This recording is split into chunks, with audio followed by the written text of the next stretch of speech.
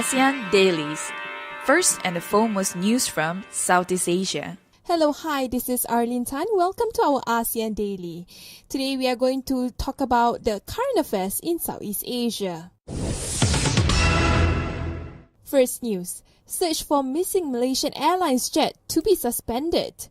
It was reported in the New York Times that countries that are leading the effort to find Malaysian Airlines Flight 370, which disappeared 2 years ago with 239 people abroad, will be suspended but not end the search if the missing plane was not found in the rapidly shrinking target area. Representatives of Australia, China and Malaysia confirmed that the search could be revived if quote-unquote credible new information emerged about the location of the airliner. So far, vessels are surveying a 46,000 square mile area in the southern Indian Ocean have turned out no sign of the aircraft and are expected to complete their search in the months ahead. With less than 4,000 square miles of the search area left to be covered, the transportation ministers from the three countries acknowledged that despite the best efforts of all involved, the likelihood of finding the aircraft is fading. This is according to a joint communique this issue after a meeting in Putrajaya, Malaysia. On the other hand, families of the flight crews and passengers have called for the search to continue. One of the representatives of the families, including Dai Shu-qin, a Beijing resident whose sisters, Dai Shu-ling, and 4 other relatives were on the flight. She said that we have known this is coming and I thought I was prepared, but I still feel very frustrated.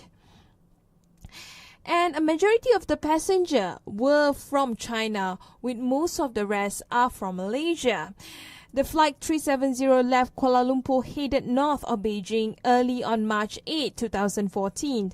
Investigators used radar and information shared between the plane and satellites to determine that it flew back over to the Malay Peninsula, then continued south.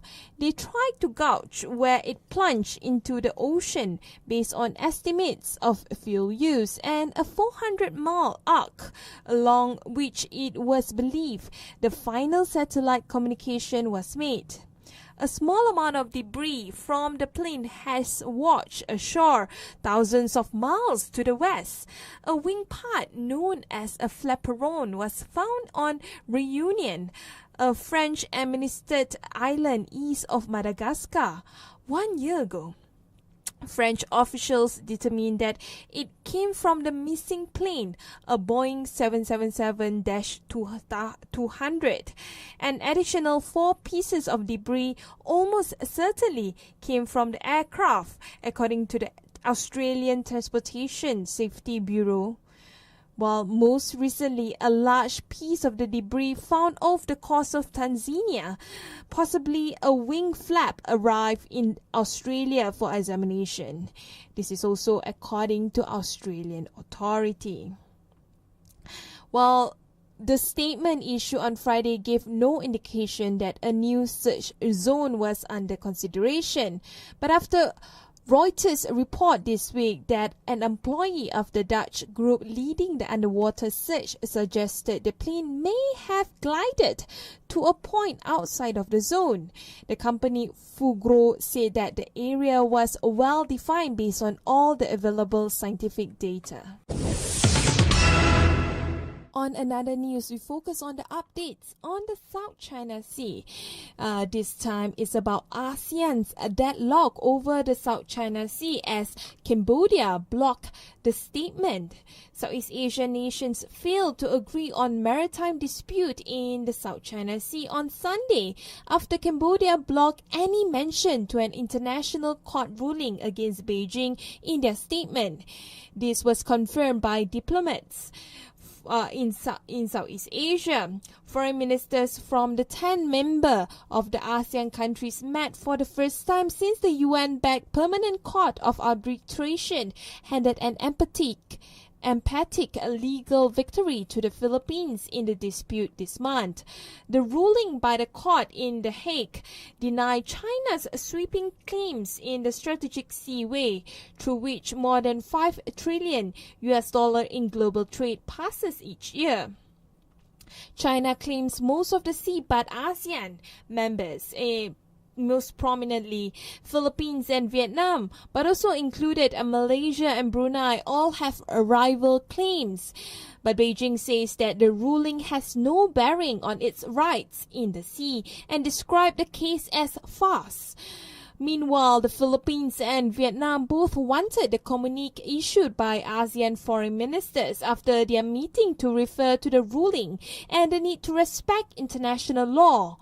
While their foreign minister both discussed the ruling with ASEAN counterparts in the Laotian capital. But before the meeting, China's closest ally Cambodia opposed the proposed wording, throwing the group into a disarray. Phnom Penh supports Beijing's position to any ASEAN stand on the South China Sea and its preference to dealing with the disputed claims on a bilateral basis. This is the first deadlock since 2012. In fact, according to the Indonesia Foreign Minister Retno Marsudi, telling Reuters that they are still working on the statement, adding that she hoped the ASEAN members would reach to an agreement. Meanwhile, Cambodia Foreign Minister Prak Sokhonn declined to comment on his country's position. Even after a late-night meeting of foreign ministers called to thrash out the issue late on Saturday, the region's top diplomats were unable to find a compromise. The group have given itself until Tuesday to come to issue a statement, according to one ASEAN diplomat. ASEAN is facing the prospect of being unable to issue a statement after a meeting for only the second time on its 49-year history. The first time was in 2012, was also due to Cambodia's resistance to languish about the South China Sea. According to one official from the ASEAN Secretariat in Indonesia, we have been here before, and I hope they can solve it. It is the same story again, a repeat of the meeting in 2012. Over the next 2 days, Southeast Asia will meet with China's Foreign Minister Wang Yi and U.S. Secretary of State John Kerry. Kerry and Wang are also expected to meet and discuss over the maritime disputes. The United Nations allied with the Philippines are cultivating closer relations with Vietnam has called on China to respect the court of ruling. But Kerry will urge ASEAN nations to explore diplomatic ways to ease tension over ASEAN's biggest potential military flashpoint, a senior U.S. officer confirmed ahead of his trip.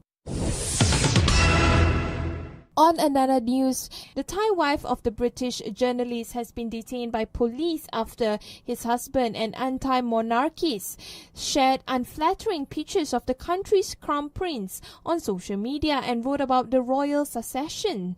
Detectives said that the photos shared by Andrew McGregor Marshall, a former Bangkok-based Reuters correspondent who has been banned from the country since 2011 and now is living in Edinburgh, were fake and violated the kingdom's royal defamation law. His wife, Nopawan Bulutsip, was visiting relatives in Bangkok, was detained by police and had electronic items seized. She was accompanied by the city's crime suppression division by her father and 3-year-old son and questioned before being released. Marshall, who is the author of a banned book about the monarchy, told The Guardian that while he had criticized the royal family and the Thai's draconian defamation law, he has always ensured Napawan was never involved. He said that I have always been very careful to protect my wife and his family from any consequences of my journalism. He confirmed via Skype from Hong Kong, where he's on business. Thailand's strict lèse-majesté laws provide for sentences up to 15 years in jail for anyone found guilty of insulting, threatening, or defaming any of the leading members of the royal family. According to Marshall, a Facebook post about an eminent royal succession and his sharing of a German tabloid's striking photos, apparently of the crown prince, were probably the trigger of his wife's detention. According to AFP, the commander of the Thailand's Central Investigation Bureau, Thitirat Anongthampitak, told reporters that the pictures were doctored, saying that the culprit is Andrew McGregor's marshal, who has violated lèse-majesté law for several years. Human rights observers believe that the protection for free speech in Thailand has deteriorated rapidly since the military coup in 2014. In fact, a recent UN review said lèse-majesté law has been employed excessively to silence critics and curb free speech. You're now listening to Durian ASEAN, the voice of discovery and sharing. That's all from our ASEAN Daily today. Thank you for tuning into Durian ASEAN. For more updates on Southeast Asia, please go to our website at durianasean.com. If you're on the go, you can always download our TuneIn app on your mobile. Please subscribe to our YouTube channels at Durian ASEAN and Durian ASEAN TV. Don't forget to follow us on our Facebook page, Twitter, and Instagram.